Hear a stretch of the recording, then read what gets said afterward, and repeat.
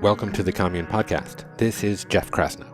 So I've put in considerable effort to establish a sane and thoughtful voice on this podcast.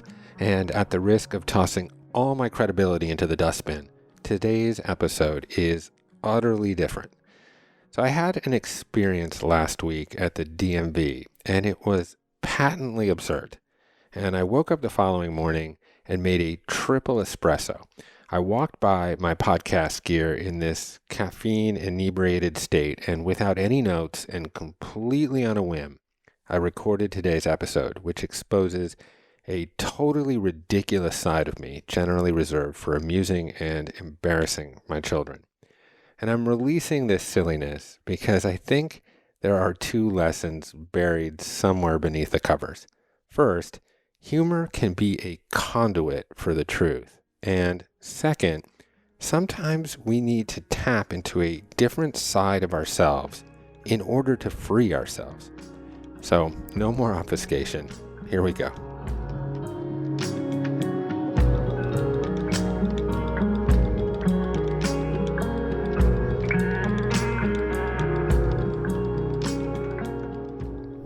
Hey, it's Jeff, and you know I'm not British.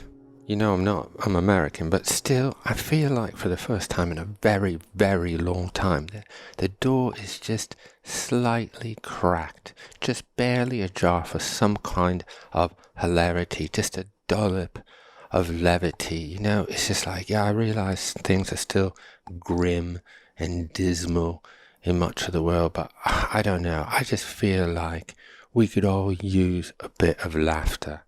And it is said at times that comedy can be a conduit for the truth, right? I mean, Shakespeare had his fool, right? It seemed like a blundering idiot, but was always full of kernels of wisdom. And I suppose I'm a blundering fool most of the time, just ask my daughters. But there is some sort of truth that we can get when we laugh. I mean, I'm hanging out with my mates, maybe having a beer or two, and after a couple pints, we're like getting at things. We're saying things that we wouldn't otherwise be saying. We're not walking on eggshells. We're getting into the gritty and stuff. And it's like I have this wonderful friend. Her name is Anasa. Just prolific. I mean, if you knew what she was doing, your jaw would be on the ground. She's a black woman that lives in Memphis. And we talk on the phone quite a bit. And we just laugh. I mean, we bloody laugh, just cracking each other up. And we get into some serious, gnarly conversations about race. Stuff I would never say. I'd be fucking cancelled 100 times if I said this stuff out loud. But this is really what I'm thinking. And she's all thinking kind of the same shit. And we're just going back. And it's some of the most honest conversations. And I feel like we really get somewhere. We really understand, not really just ourselves, but what's going on in the world and how people can interact better, how we can move society forward if we can just have these really honest conversations. And sometimes those are sparked by laughter. And I always put myself at the bottom of my own priority list. I mean, you may relate to that. I never go to the bloody doctor. I fucking abhor the dentist. I'll do anything not to go to the dentist. And I have to go to the dentist a lot. In fact, I've been going a lot. So that was a lie. But I hate going, and then I can't sleep. And then it brings out this sort of panic attacky, hypochondriac-y, Jewishy side of me where I'm just freaking out all the time. Anyways, I put myself last. I really just get carried away into creative projects, and I just immerse myself in them, and I just lose track of time and other things that I probably should be doing with my life. But really, I love it. I get so much gratification when something comes together that spurs on some form of connection and community, as if my self-interest and the collective good were one and the same thing, and obviously they are, or I wouldn't be doing what I'm doing. This whole project is somewhere aimed at get into the notion that the self is illusory, right? This isn't fucking funny at all. It was really what I was going to talk about is that, like, I'm driving illegally, and this is like really bearing my soul because this is fucking embarrassing, to be honest with you. Is that I've been driving illegally for a very long time. Like, I haven't had a proper driver's license in like 3 years, and it wasn't completely my fault. I mean, I moved from from New York to California, and but I had a Connecticut license. So really this derangement goes back to when I was 16. 34 years I've been fucking putting this shit off because I'm always at the bottom of my own list. And so, like, I had a Connecticut license, but fucking moved to New York. I never really dealt with getting a New York license. I never did that. And finally I moved to California, and then my Connecticut license like bloody expired. And I was like, okay, well, I suppose I go down to the DMV. Like, I don't do well with admin. Like, I just don't. Like, admitting my own life anyways. Like, going to the DMV is basically like going to bloody dentist. It's basically like getting a prostate exam for me. It's like, I'll do anything not to go. I'll put it off. I'll be like, I'm too busy, like, being healthy to go to the doctor. I got to get my exercise. Got to make my green juice. Got to get in the sauna. I can't like, bollocks all that shit up to be healthy. Right? So anyways, I go into the DMV. I got my Connecticut license. I go through the whole process. I'm just like, okay, it's long. I'm sitting there in a bloody line for hours and hours and hours. I go up to like 15 kiosks. Like, they're putting me to another kiosk. It's like a labyrinth. It's Pan's Labyrinth in there. Anyways, so like finally I get to the end of this process. It's been like 4 or 5 hours, and they're like, okay, well, ready to go, mate. Nice job. You got your like, oh, wait a minute, Connecticut? You've got to take the knowledge test. I'm like, the knowledge test? Is that like Rousseau and Hobbes and Locke? I'll do fine on that one. No.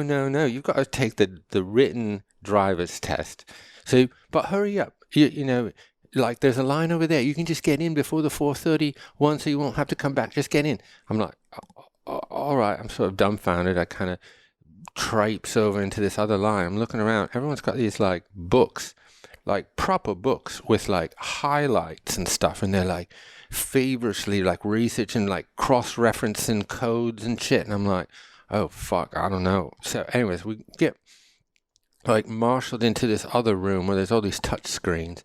I get stationed in front of one of these touch screens, and then it's like a litany of questions, like, I mean, so absurd that they would never apply to any like human experience. Like, okay, you're driving a horse trailer, a bloody horse trailer. What lanes on the highway are you allowed to drive in? And I'm like, well, I'm just going to play it safe, right? Because I'm never going to be fucking driving a bloody horse trailer in my life. So, but I'm just going to say the right-hand lane, which is the safest lane, right? Just going to be safe. Wrong. I'm like, what? So you're approaching a school crosswalk. Like, at what point should you start applying the brakes lightly? 50 feet? 100 feet? 250? I don't fucking bloody know how many feet I should stop. I'll just stop. I get that one wrong. Anyways, I get through the test. It's 20 questions. I get 4 wrong. And you're only allowed to get 3 incorrect to actually procure your license. So, in short, I fail. So I kind of wave my hand up at the admin lady. I say, can you listen, like, I didn't know I was supposed to take this test. I sort of got pushed rather quickly into this line. Anyways, do you mind just resetting it? I'm sure I'll do fine. I've been driving for a long time. I've never even had, like, the most petty fender bender. Ever. Nothing. 0. In fact, the hilarious thing about this is because I've been driving without a license, I drive fucking safer than if I had a license, because if I got pulled over, I'd be fucked. And that's sort of like the irony of the whole thing. I want to tell the fucking like admin lady at the motor vehicle department, like, this has actually been keeping the world safer, me not having a license, because I'm driving at like 30 miles an hour all the time in the right hand lane. Anyways, so she's like, well, I'm sorry, but you can only take the test once a day. I'm like, no way. I mean, I'll just take it again. I mean, nobody will notice. It's fine. Just like, cue it back up. Come on, come on. It's like, I can't. The computer locks me out. It's not, it's like, you've got a code. It's got a code. It sees your code. You can't do it. You know, it's just impossible. It's like, oh my God, this is exactly why I don't like this fucking admin, this bureaucratic admin. I'm a libertarian, and I'm realizing that at that point. So, anyways, so I have to leave. I'm mobile there with nothing, with no documentation, with no license. It's kind of like crumbled up receipt. And I got to go back there, but I can't bear to go back there and wait another 6 hours. I'm too busy, right? I'm too busy being healthy, being a contributing member of society. Anyways, so I just kind of put it off. And then I tried to make appointments, but it's like bloody way out in the future to make an appointment at the DMV. And then it's COVID, and COVID hits. Like, I mean, basically, DMV is a petri dish for COVID. If you want to get COVID, you just go to the DMV. It's like immediately getting a viral load injected into your arm, right? So, like, I don't want to go to the DMV at this point. So now I'm just like skating through time, illegally driving. And it's sort of like there's a blue sky, right? And you're enjoying the sunset, the sun caressing your face, but then there's this bloody cloud, black cloud, over in your periphery, and it never leaves. It never leaves. So this is what I've been going through. Like, nervous that I'm going to get busted. My kids are going to think I'm a fucking loser. Actually, they tease me about this all the time, because they're the only people that know I don't have a license. So, anyways, finally... And then the other thing is, like, I'm trying to make an appointment on the bloody website, but it's literally like trying to find a needle in a haystack. They do everything they can to prohibit you from actually properly engaging with the bureaucracy. That's the nature of the bureaucracy, is like, let's make it as difficult as possible for you to properly deal with us. So, anyways, it's my sister-in-law that found a loophole on the website that allows you to kind of sneak in the side door and make an appointment, which was brilliant. But I want to make an appointment like bloody far away geographically, as if like doing it in Thousand Oaks versus Hollywood makes a fucking difference. It's like, I can put something over there on those rural folks out in Thousand Oaks, but like the savvy folks in Hollywood, they're going to catch me doing something. It's a ridiculous idea. Anyways, but I did make an appointment out in Thousand Oaks, and this is all going to come back around at some point. So I drive out there. That's just this week, and I get there. And I'm, of course, like, I'd been going, to be honest, I'll fess up, I've gone to the DMV a couple of times, but when I get there, it's so daunting. Like, the line is like 7 hours long. So I get there at Thousand Oaks with my appointment, feeling pretty proud of myself, and like kind of waving this little paper as I go in, giving like a little queen's wave, you know, with your cup palm and everything. Hello, I've got an appointment. I get to cut the line. Like, this is really America. First class. Everybody's different. Nobody's the same. Income inequality. I'm the Jeff Bezos of the DMV. I'm going right up to the front. Of course, but there's no fucking line. No one goes to Thousand Oaks DMV. If I'd known that, I would have had a license years ago. But it's like, it's two folks. So this sort of like pomp and circumstance of it is sort of like mellow. In fact, you get into the appointments line, which is sort of like sitting in first class, you know. But because the line's so short, they don't even pay attention to you in the appointments. They're like, why do you even get an appointment? You're trying to rub it in? You think you're so hot with an appointment, rolling up in here with a fucking appointment? Anyways, so finally I'm like waving. I'm like, actually, I have an appointment. I found a loophole. Can I get some treatment? I mean, it doesn't really have to be preferential. But I realized I was going to try something that would make the whole experience like illuminate for me and more creative, and perhaps like accelerate the process, because I wasn't quite sure I had all the proper documentation. In fact, I'm sure I didn't have the proper documentation because I don't have a social security card. I mean, by now, you know, like, I'm a fucking mess, right? So I do have like a crusty, like folded up Geico bill, and like a passport that's also about to expire. To be honest, this is really the motivating principle of the whole thing, because once you have you need a driver's license, some sort of proper identification to get the passport, or you need a passport to get the driver's license. But once you have both that are expired or suspended or whatever, then you're bloody fucked. There's nothing you can do. So it's like I'm looking at my passport, and that's like dwindling. That expiration date seems to be getting closer and closer. I've been putting that one off. So I got my passport anyways, whatever. But I decide that I'm going to navigate the entire experience with a British accent and just see how the whole thing goes. I'm a little worried that maybe then they don't think I'm an American or whatever, but really now, come on, there's tons of American people that are legit residents that have accents. I mean, so whatever, I'm just going to go for it. So I'm like, yeah, Jeff Krasno, I'm here to get me driver's license. They're like, okay, let me check out your stuff or whatever. Yeah, I got my credentials. We go through like the whole thing. And, I get paraded to various kiosks and windows, but there's nobody there. So I'm just kind of like, I'm like on stage. I'm like putting on a show in this DMV because like there's 15 people working there, but nobody there, no customer or whatever, client, except me. So I'm just kind of like getting bounced between these kiosks, being this sort of like British tomfoolery guy. And everyone's like, oh, look, there's Jeff, there's Mr. Krasno. And then they start mocking my British accent. And so there's something fucking crazy postmodern about it. Like, I'm in there, they don't know I'm not British, but then they start mocking me because I'm British, and I'm just getting popped around. And finally, there's this one woman, Marianne, that seems to pop up. It's like fucking tortoise in the hairstyle at like every fucking kiosk. She's like, oh, no, there's the British guy, Mr. Krasno. That doesn't sound British, but whatever. Anyway, so we fucking go through this whole process, and I will say I'm charming as hell. I'm charming as hell in there. I make everyone feel good. I'm giving people compliments. There's this one woman with this like really innate, elaborate mask. It's all bejeweled and, like stuff hanging off of it. And like I ask her if I can take a picture. I call her a queen. I said my daughters would revel in your presence. Oh my, anyways, finally, I get through the process.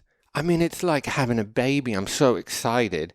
I got finally, after years and years of being illegal, I hold this driver's license in my hand, and I get this feeling of like, this is what it's like to be legitimate, to really belong. It's weird. It's weird that I feel this way. I'm thinking about all the people that really just want to belong, and like how holding something official in your hands is some strange sort of this artifact that represents acceptance. Oh man, it was, to be honest, like it was moving. It was cathartic. And I held it. I was really happy. Really happy that I had this thing, and the dark cloud dissipated, and I walked out of the DMV with this thing, and I kid you fucking not, 2 people from the DMV walk out behind me, and as I'm leaving and getting in my car, they're waving at me, saying, goodbye, Mr. Krasno. Thanks for coming. This is at the DMV. Thanks for coming. We'll see you again. For your real ID, come back for the real ID. Real ID is this kind of like other fucking holographic bullshit, that tracks you and all this stuff. It doesn't really track you. That's a conspiracy. And I get in my car and I'm driving off like I'm at a parade. People waving at me. That's it. I can't tell if it was because I was British. I mean, I would say like it's not a bad thing to try. There's some utility to it, but man, it was like I came out the other side.